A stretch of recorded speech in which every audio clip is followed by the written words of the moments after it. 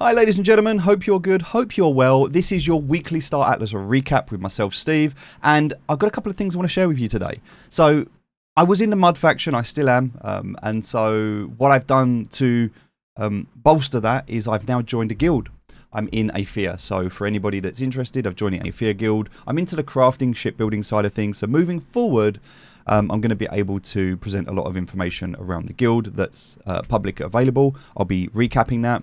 And also, I've been chatting with the team over at the Hologram News Network, and I'm going to be focusing a lot on the content and helping with the content that's being pushed out there. So we're just trying to figure out the details of that. But these weekly recaps are going to focus on those areas, some tools in the community, some things that are going to help you.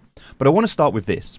This is a video put out by the Metaverse Explorer, who's a content creator for Aethia. And I want to focus on this one specific aspect.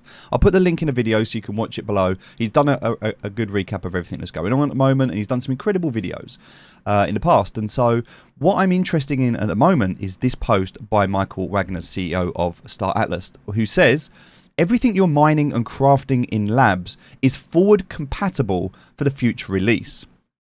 Let's just take a moment and appreciate that. Everything we do now is forward compatible, meaning you'll be able, if you're crafting iron or diamonds or hydrogen or fuel, you can take that forward with you. The tokenized assets, they're going to be used in every iteration of this, so you can mine now and use them later. So feel free to hoard and save for Star-based. Star-based is going to be the next iteration of this game. And so why is that important? Well, you need to understand that for this game to work, there's actually more than one aspect of what's being built right now. There's effectively, I guess you could say, 4 elements, but there's kind of 3. So let's look at the first 3. Economy. The economy got turned on recently. We've got version 1 of the economy. It's a stripped back, simplified version to kind of test everything and how it works. And it's going really well so far. We'll cover that in a minute. We've done it in other videos, but we'll go through that in a minute. So economy is one thing, and that's going to scale, and that's going to get more important. But for the economy to work, economy is very simple. It's supply and demand. How much is being made and how much is being destroyed. Okay, that's it. And the markets that represent that. And so all of the meta and all of the things that happen as a result of that, the balancing and all of that good stuff that happens and the events and the future stuff that happens is all going to revolve around the economy. But for the economy to thrive, there has to be another element. And that element is going to be combat. So at the moment, you're able to craft and build things, but then obviously things need to be blown up and destroyed, and then that's going to create the supply and the demand. And so as part of the game loops, the combat and the economy are going to go hand in hand. We don't have combat yet. And so the other part that's going to come into this is going to be the politics. There's going to be a lot of drama, like with politics or with the different factions and the stuff going on. And we already know that with the DAO and the ecosystem that's being built, the political side of it is going to be a big part of it. So we've got the politics, which is going to invoke the combat, which is going to affect the economy. So when you put those 3 things together, that's kind of the strategic top level, what you're looking at, you know, this kind of version that's being built out at the moment. And then on top of that, the kind of 4th element that we mentioned is going to be the Unreal Engine side. I'm just going to call it the UE side. And the UE, the Unreal Engine side, is kind of the getting into the ships, the dogfighting, the first-person shooter, the world itself. So you've got this 2D top-level strategic element, and then you've got the 3D world that you'll be able to go around in, right? And that's when they connect together and when they're fused together, that's where the magic's really going to come alive. But it's going to take time. So why is that important, and why am I focusing on this so much right now? Because in combat, there's going to be what's known as the safe zones, the medium risk zones, and the high risk zones. So in order to describe this a little bit better, let's just pop over to the Hologram News Network. They did this image, right? So I'm just going to show you this image right now. So let's have a quick look at this image and talk about this, because this image really shows you where all of the medium risk zones are right now, as well as the safe zones. So the mud 2, 3, 4, and 5, these are going to be the safe zones right now. Same with Oni, same with Ooster. So we have our safe zones, and then we have these medium risk zones. But at the moment, we don't have any high risk zones at the moment. There's nothing in the middle here right now. And I don't know how it's going to work. Maybe around the edge here is going to be the high risk zones. Maybe it's going to be a new area. I don't know. I don't know what it's going to look like. I don't know how it's going to work. Maybe some of them will be reclassified. Maybe some more will be added. But whatever happens, this is the map. So why is this important right now? because right now there's a focus that's happening in the community, and rightly so. It's understandable. New markets just launched, new economies just launched, everyone's going crazy. People are able to craft resources and sell them for vast amounts of money.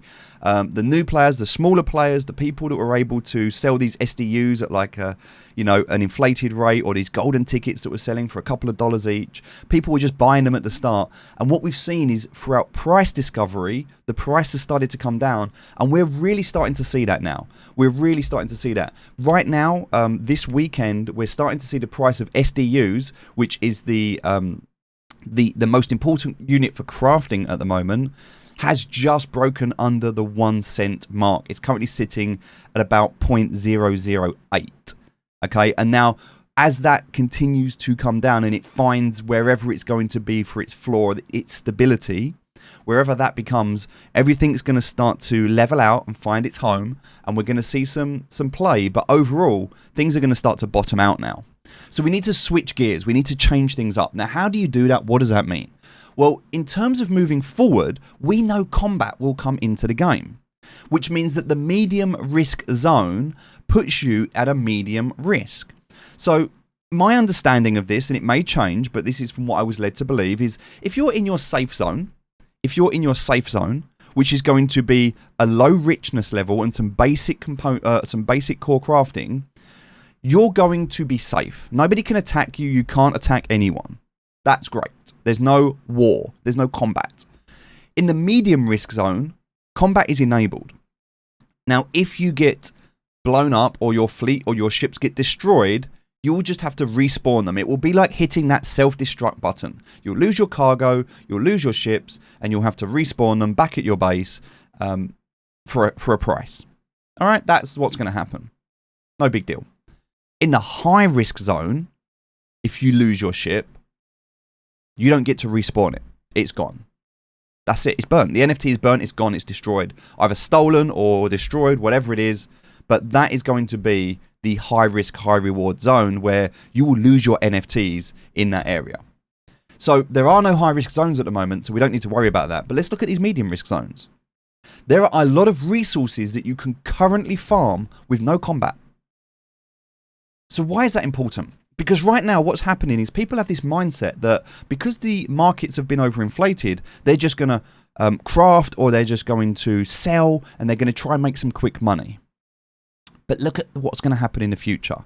Once combat comes in, it's going to be infinitely harder to mine these resources without risk. Right now, there's no risk. You can just mine them and sell them. In the future, it's going to be harder, and that means because it's going to be harder to achieve it, it's going to put the value of those commodities up, which means they'll be worth more. So if you're in a position to, what I highly recommend is that you consider hoarding your resources for now to sell them later once combat's enabled and you're not able to go and get these things as easy as you can right now. Right now, there are some very smart people who are just hoarding these R9 resources, and I would consider that. Think about that as a way forward, because this is, there's that saying like, hey, you've got an advantage if you're early. This is your early mover's advantage right now. Hoarding these R9 resources to be able to use them later when they're not so easily accessible. That's what I want you to think about and consider. So, really, really interesting point there that was mentioned, and we've covered that. And so, this is a great being able to have this. Now, at the moment, richness level, we can see that the faction crystals, they're going to obviously play a big part in the future. So mining those is going to be good. And anything out here that you can't get in another area. Now, look, we can get these. We can get copper because that's needed for ammo. We can get biomass. We can get hydrogen, and we can get fuel. Okay, so these are the things that we can get in this core area that we need, and we can get iron as well. So we can get toolkits, we can get everything we need here. Now, what we can't get luminite. That's outside of this central zone. Now, this may change later. It's possible this will change, be shaped up. But at the moment, by looking at this, luminite is something, and faction crystals is another. Those are the two things that you're not going to be able to get moving forward so easily. And so you may just want to consider, as you move forward, stockpiling some of those if you're in a position to. So specifically, look at how far away the faction crystals are. the faction crystals are a long way away for everybody, which means the rule of thumb is if it's the furthest away, it's the hardest to obtain and the most valuable. So just consider that for the future, that the faction crystals, it looks like there's going to be something with those in the future. All right, so moving across, looking at this, massive congratulations to PG Metaverse OG, has crafted the first Thimble Mamba X, is the first owner of the Thimble Mamba X, has crafted it, which means they've done a lot of work for that. So congratulations, that's an amazing effort.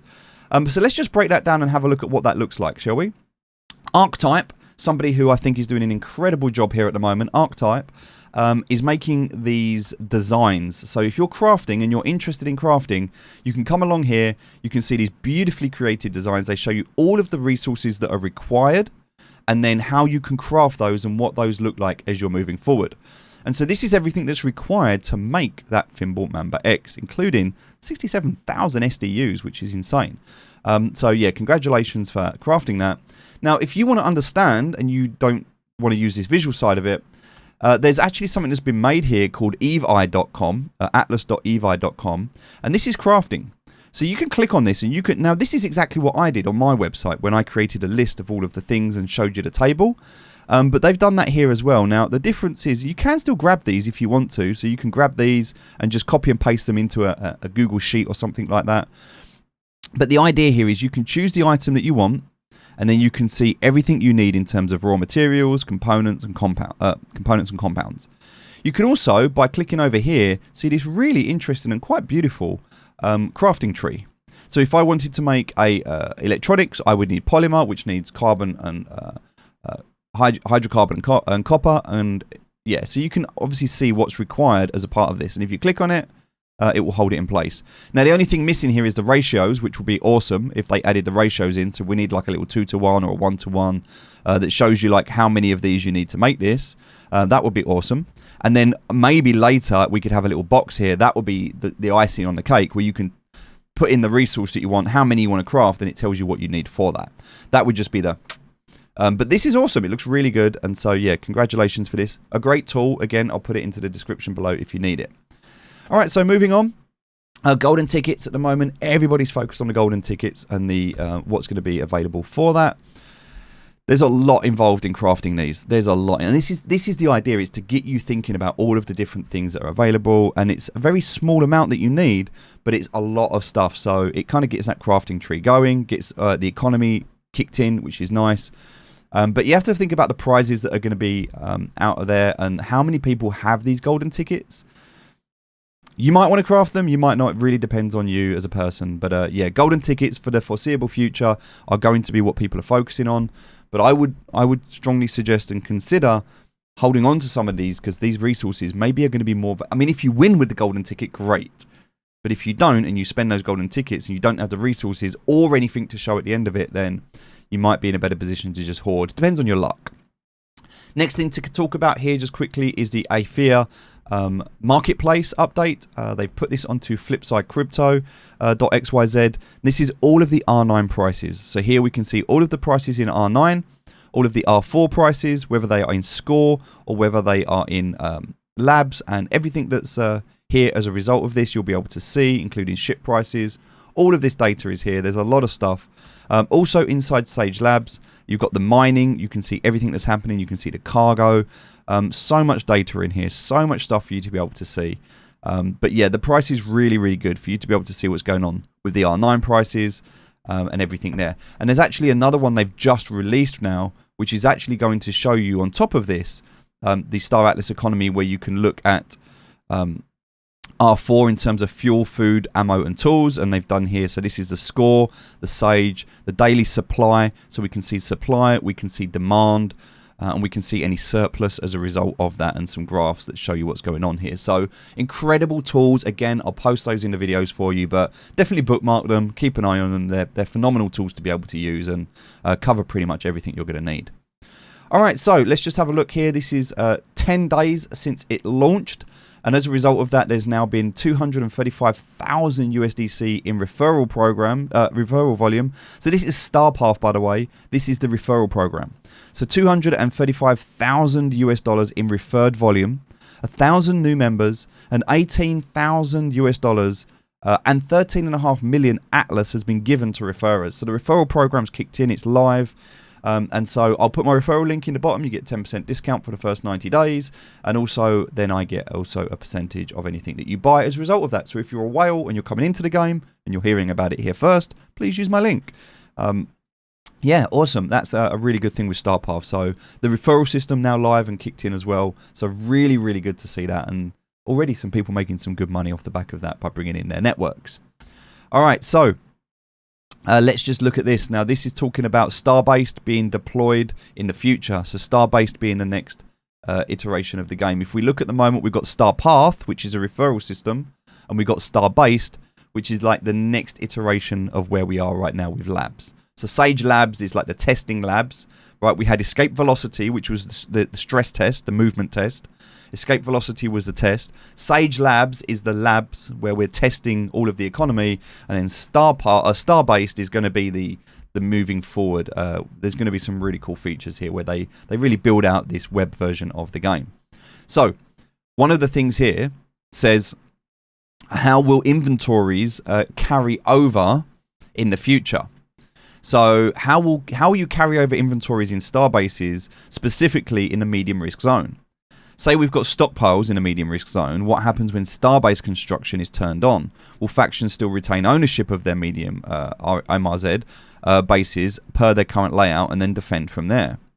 And Michael says, I don't know. I don't specifically know yet. So it's still being built. But what we do know is it could be an elimination of travel costs, or the programs are up and running, but you will need to move all your assets from your locations to the current game ID labs. So you'll need to move it out of labs via the central space station, withdraw it, and then re-enter it into the new game ID for Starbased. So Starbased and labs potentially are going to be two separate systems. We know they are, but what we're saying here is it might be that you have to, like in Score. So if you're in Score at the moment and you deposited your ship to get your passive income from Score, you have to take your ship out of Score to put it into Sage Labs. Now, what Michael's saying here is there's the potential in the future that you'll have to take your ships and resources out of Sage Labs to put it into Starbased. What that means is that you'll need to move everything to your CSS. So if you're building out supply chains and thinking about things at the moment, right now, it's very possible that you might want to consider bringing everything to your central space station, because you might need to extract it to be able to move it. Now, in the future, we know there's going to be buildings. We've already seen the mining drills. We've seen the power stations. We've already seen star stations. And if you go and look at the description of these, you'll see how these are going to play forward in the future. And we'll do that in just a second. In fact, let me just bring over a new network, because what I want to do here, I want to show you the marketplace and what we can currently look at as a result of that. So if I bring this back over now, sorry, just on a new tab. Sorry, just want to bring this in here. All right, now let's go and have a look at structures, okay, in the marketplace. And let's have a look at, so right now we've got these space station structures and we've got this mining equipment. So let's have a look at mining equipment, a mining drill. Okay, now at the moment we know we've got the R4, which is the core 4, and we've got the R9, which are the resources. Right, in the mining drill, if we look at the item details here, construction of mining drill powered by a power plant will begin the automatic process of extracting materials from the claim below. Auto sleds load the materials and are ready to transport them to the nearest chosen space station. Okay, so we know that this is going to be an automatic way to farm resources, but it will require a power plant. So a power plant will go with it. And if we look at the price of these at the moment, some of them, like $6 for a power plant at the moment, you decide. There's only 23,500 total supply. So to extract mineral value from any claimed entity, the owner must first build a power plant. It is required to energize the mining drill and other mining structures and extract raw ore, minerals and gases. All right, so bear that in mind. And then if we look at the space station, for those of you that have not looked into, because nobody's really talking about structures right now. Everyone's focused on the ships. Everyone's focused on what's going on in labs, which means that there's not a lot of attention on this, which means it hasn't had its price spike just yet. But we know that's coming. So, comes standard with a trading deck necessarily to tap into the universal marketplace. This is really important. Constructing an orbital space station above your mining station is the quickest route for preparing your raw materials for a quick sale and advanced crafting recipes. So what we know right now is that in order to be able to extract, to sell, and also to craft, we need to move everything into the central space station at the moment for the advanced crafting. In the future, if you have a space station, it looks like you'll be able to do that out in the medium risk zone, out in the high risk zone. So you won't need to come back to do that. So yeah, we just need to consider what that looks like. Some people are starting to stockpile in locations because that's where they want to set up, but there's no guarantee that in doing that at the moment, that's where you're going to start. It could be that rather than a reset, everyone is forced to remove and to put back in, which makes a lot of sense because then everyone starts on the same slate and you haven't got these whales that have set up before who just dominate these spaces. I do like the concept of that. I think that's the right way to go. I believe that's the way they're going to go. And so have to consider right now that in labs you're probably going to have to extract everything out of your central space station, and so you might want to play around that as an idea of where you are. So it could be an elimination of travel cost. All the programs are up and running, but you'll need to move all assets from locations to the current CSS to withdraw it. So just bear that in mind. But either way, Starbase will be deployed on a new game ID, so you'll have to figure out how to get assets out of labs and into the new program. So just bear that in mind. All right, and that's it. That's the full recap for today. Hopefully this has been useful. We'll join me again next week where we'll catch up with everything that's going on in Star Atlas. Until then, I'll speak to you soon. Take care. Bye-bye.